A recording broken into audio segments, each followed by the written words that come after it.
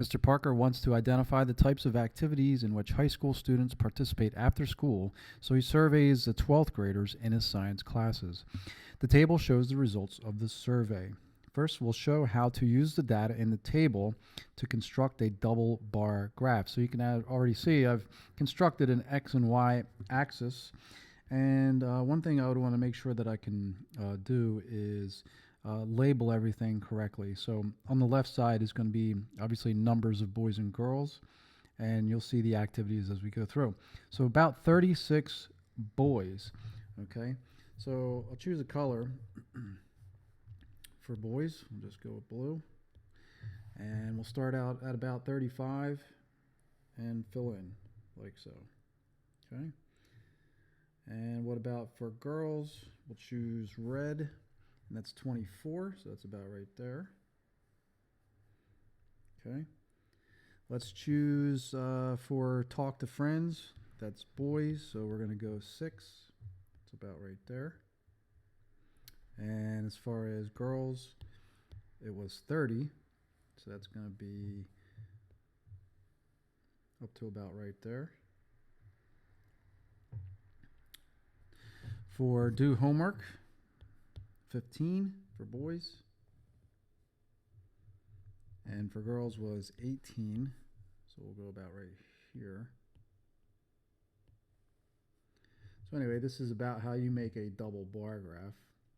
Okay, and let's see, work, 4 for girls, and for boys was 5.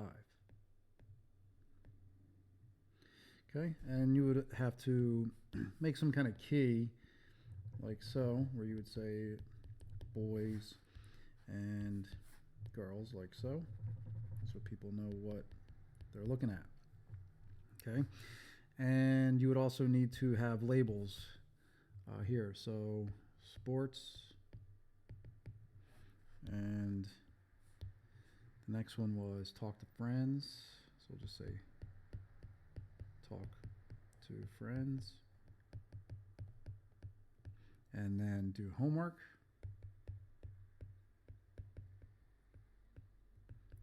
And work. So that's what a double bar graph could look like. The next part says to find the mean number of girls per activity. So that means add up all the numbers and then divide by how many numbers there are. So what we would do is add up 24, 30, 18, and 4, then divide it by 4 to get 19. So the mean was 19. And then part C, it says what type of sample is used. Is the sample representative of the population? So since Mr. Parker used this in his 12th grade science class, this is not necessarily a random sample. It's not really a fair sample. This is what you would call convenience, just because it was easy for Mr. Parker to use that population, considering those kids just arrive in his class and he takes a sample. It's not necessarily representative of the population as far as kids that want to play sports, talk to friends, do homework, or work, because it's only 12th graders in science classes. So it's a convenience sample, and I would say that this is not necessarily representative of the population.